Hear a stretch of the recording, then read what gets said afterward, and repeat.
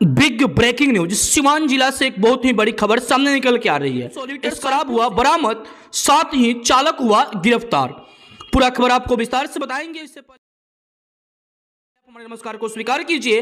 आप देख रहे हैं RK 24 न्यूज और मैं हूं राहुल कुमार सिंह। पूरा खबर यह है कि मैरवा थाना क्षेत्र के अंतर्गत मैरवा के लक्ष्मीपुर फ्लाईओवर थाना के द्वारा एक सघन वाहन जांच अभियान चलाई जा रही थी और उसी वक्त उत्तर प्रदेश से आ रही एक स्कॉर्पियो में जांच के दौरान 300 लीटर शराब बरामद हुआ, साथ ही चालक की गिरफ्तारी भी हो गई।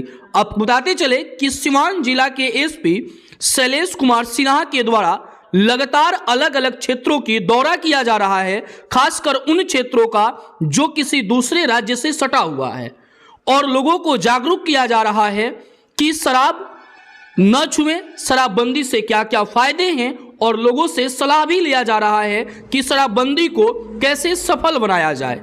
आने वाली 1 जनवरी के दिन अर्थात 1 जनवरी के दिन शराब से कोई अनहोनी घटना न हो जाए, इसको ध्यान में रखते हुए SP ने सभी थाना अध्यक्ष को यह निर्देश दिया है कि शराब को लेकर के अपने अपने क्षेत्र में गश्ती बढ़ा दिया जाए। साथ ही सभी पुलिस इस कार्य में जुट गए हैं और इस कार्य को सफल बनाने के लिए मैरवा थाने के पुलिस फ्लाईओवर पे जांच कर रही थी और उसी दौरान यह स्कॉर्पियो पकड़ी जाती है।